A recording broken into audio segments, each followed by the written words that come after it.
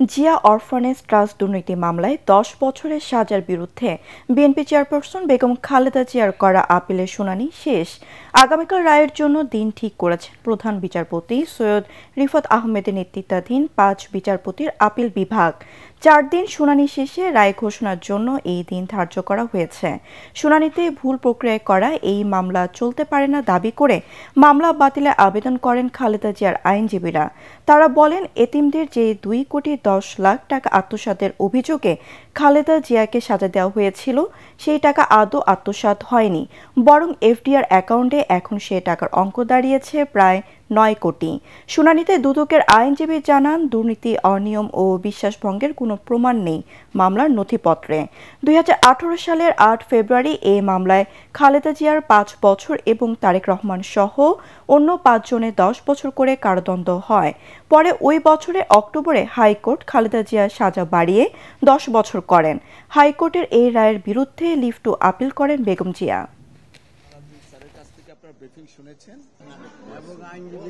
দেশের সর্বোচ্চ আদালত থেকে আমরা ন্যায় বিচার পাব এবং তিনি সহ অন্যান্যরা খালাস পাবেন। এটাই হচ্ছে আজকের এখানের আদেশ মোতাবেক আগামীকালকে জাজমেন্টের দিন ধার্য আছে। লন্ডন ক্লিনিকে চিকিৎসাধীন বেগম খালেদা জিয়ার শারীরিক নানা পরীক্ষা নিরীক্ষা চলছে। আগামী শুক্রবার চিকিৎসার পরবর্তী করণীয় নির্ধারণ করা হতে পারে বলে জানিয়েছেন ব্যক্তিগত চিকিৎসক ডাক্তার AZM জাহিদ হোসেন। এদিকে মায়ের দ্রুত সুস্থতা কামনা করে দেশবাসীর দোয়া চেয়েছেন বিএনপির ভারপ্রাপ্ত চেয়ারম্যান তারেক রহমান। মিজান শাহজাহানের রিপোর্ট। লন্ডনে দ্য ক্লিনিক হাসপাতালের সামনে নিয়মিত ব্রিফিংয়ে বেগম খালেদা জিয়ার শারীরিক অবস্থার সর্বশেষ অগ্রগতি তুলে ধরেন তার ব্যক্তিগত চিকিৎসক AZM জাহিদ হোসেন। বলেন, বিশেষজ্ঞ ডাক্তাররা নিয়মিত বেগম খালেদা জিয়ার স্বাস্থ্য পরীক্ষা করছেন। ওনাকে এখানকার নেফ্রোলজির কনসালটেন্ট, হেপাটোলজি, গ্যাস্ট্রেন্টোলজি এবং লিভার ট্রান্সপ্ল্যান্ট ইন্টেনসিভিস্ট সহ বিভিন্ন বিষয়ের চিকিৎসকরা ওনাকে প্রতিদিনই ওনার স্বাস্থ্য পরীক্ষা করছেন এবং সেই অনুযায়ী পরীক্ষার রিপোর্টের উপর ভিত্তি করে কিছু কিছু বায়োকেমিক্যাল টেস্টও করানো হয়। তার উপর ভিত্তি করে পরবর্তীতে ওনারা কিছু চিকিৎসার মধ্যেও বাংলাদেশের চিকিৎসা যা চলতেছিল তার সাথে সাথে পরিবর্তনও কিছু এনেছেন। ডাক্তার জাহিদ জানান, লিভার ও হৃদযন্ত্রের সব রিপোর্ট শুক্রবার নাগাদ হাতে পাওয়া যাবে।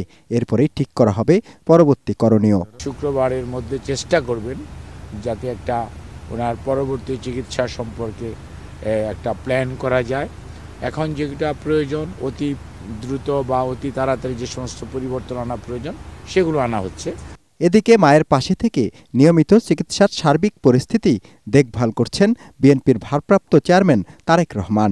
সর্বক্ষণ পাশে আছেন তার 2 ছেলের বউ ডাক্তার জুবাইদা রহমান ও শর্মিলা রহমান।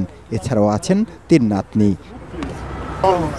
মিজান শাহজাহান, ATN বাংলা। চাকরিতে পুনর্বহালের দাবিতে আমরণ অনশন কর্মসূচি পালন করেছেন পুলিশের 40তম ব্যাচের বাদ পড়া 321 জন এসআই প্রার্থী। সচিবালয়ের 1 নম্বর গেটের বিপরীত রাস্তায় অনশন করছেন তারা। এর আগে সোমবার বিকেলে এক সংবাদ সম্মেলনে তারা আমরণ অনশনের ঘোষণা দেন। তাদের অভিযোগ, সারদায় 1 বছর ট্রেনিং করার পর বিভিন্ন থানায় তাদের পোস্টিং দেওয়ার কথা ছিল, কিন্তু তা না করে শৃঙ্খলা ভঙ্গের অজুহাত দেখিয়ে ধাপে ধাপে তাদের বাদ দেওয়া হয়। এমন বাস্তবতায় আবারও পুনর্বহালের দাবিতেই অনশন শুরু করেছেন তারা। এর আগে গত 6 জানুয়ারি তাদের চাকরিতে পুনর্বহালের ব্যাপারে আশ্বস্ত করেছিলেন স্বরাষ্ট্র মন্ত্রণালয়ের সিনিয়র সচিব নাসিমুল গনি। সুনামগঞ্জের আওয়ামী লীগের সাবেক এমপি মোয়াজ্জেম হোসেন রতনের অবৈধ সম্পদের খোঁজে মাঠে নেমেছে দুর্নীতি দমন কমিশন দুদক। এরই মধ্যে তার হাওরবিলাস ও পায়েলভিউ নামের 2টি বাড়ি ও তাহিরপুর উপজেলায় বড়ছড়া, চারাগাঁও সহ নানা এলাকায় তার চাঁদাবাজির বিষয়ে খোঁজখবর নিচ্ছেন কর্মকর্তারা। স্থানীয়রা বলছেন, এমপি হওয়ার পর রতন লুটপাট, চাঁদাবাজি করে হয়েছেন কোটি কোটি টাকার মালিক। সুনামগঞ্জ থেকে পঙ্কজদের রিপোর্ট, জানাচ্ছেন জাহিদুল আলম।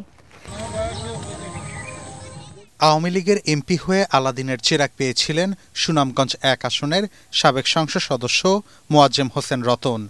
সরকারি ভূমি ও নিরীহ মানুষের জমি দখল, চাঁদাবাজি করে গড়েছেন সম্পদের পাহাড়। স্থানীয়রা জানান, নিজের গ্রাম ধর্মপাশায় 10 কোটি টাকা খরচ করে বিলাসবহুল বাড়ি হাওর বাংলা তৈরি করেছিলেন রতন। এছাড়া সুনামগঞ্জ শহরের মল্লিকপুরে জেলা পুলিশ লাইন্স এলাকায় কিনেছেন কোটি টাকার বাড়ি পায়েল ভিউ। কানাডায় সম্পদ গড়েছেন এমন আলোচনাও আছে তার এলাকায়। নির্বাচনী হলফনামায় সম্পদের তথ্য গোপনের অভিযোগ রয়েছে তার বিরুদ্ধে। বছরের পর বছর এমপি থাকলেও তার নির্বাচনী এলাকায় হয়নি কোনো উন্নয়ন। পরিবর্তিত রাজনৈতিক পরিস্থিতিতে এখন সাবেক এই এমপির নানা অনিয়মের কথা ঘুরছে তার নির্বাচনী এলাকার মানুষের মুখে মুখে। পার্শ্ববর্তী জায়গায় তখনকার সাবেক এমপি মোয়াজ্জেম হোসেন রতন একটা স্কুল শুরু করে আমাদের এই জায়গাটা দখলে নেওয়ার জন্য উনি চাপ প্রয়োগ করে। আমাদের ঘর বাড়িগুলো ভাঙবো, আমাদের গাছগাছালিগুলা কাটছে, আমাদের জায়গাতে মাটি ভরাট করছে। রুট গার্ড ভাঙ্গা, রোডের কোনো কাজই করে না, সে কোটিপতি লক্ষ লক্ষ টাকা মারছে। জুয়া, ক্যাসিনো ব্যবসা, ক্ষমতার অপব্যবহার ও অবৈধ সম্পদ অর্জনের অভিযোগে 2020 সালে রতনকে জিজ্ঞাসাবাদ করে দুদক। নিষেধাজ্ঞা জারি হয় তার বিদেশ যাত্রায়ও। পরে ক্ষমতার জোরে এই অভিযোগ থেকে মুক্তি পান রতন। প্রত্যেকটা শুল্ক স্টেশন থেকে উনি চাঁদা নিতেন, বালু থেকে উনি চাঁদা নিতেন, প্রত্যেক জায়গা থেকেই উনার এরকম একটা চাঁদা দেওয়ার একটা প্রবণতা ছিল। 5 আগস্টে পট পরিবর্তনের পরে আত্মগোপনে গেলেও টেলিফোনে যোগাযোগ করা হলে এসব অভিযোগ অস্বীকার করেন সাবেক এই সংসদ সদস্য। এগুলো তো কতজনে কত কথাই বলবে, তাই না? আবার যখন আওয়ামী লীগ আসবে মাঠে, ও দেখবেন দৌড়ে ফেলাবে সব। 2008 সাল থেকে 2018 সাল পর্যন্ত আওয়ামী লীগের হয়ে 3 বার সংসদ সদস্যের দায়িত্ব পালন করা রতনের দুর্নীতি অনুসন্ধানে মাঠে নেমেছে দুদক পরিচালক আব্দুল মাজেদের নেতৃত্বে 4 সদস্যের তদন্তকারী দল। Bureau report, ATN Bangla.